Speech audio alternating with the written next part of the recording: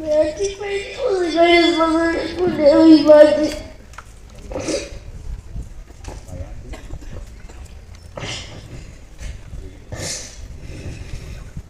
Auntie Penny was the kindest person you could ever imagine. She was there when you needed her. She was also there for my sister Inela when she was born. She could take us to her places like Safari Park and Naivasha.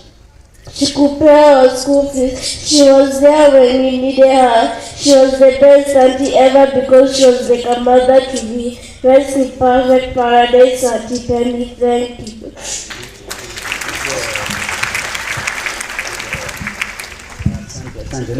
Lakini to appreciate Mwanosho. Thank you so much. Na wewe tuna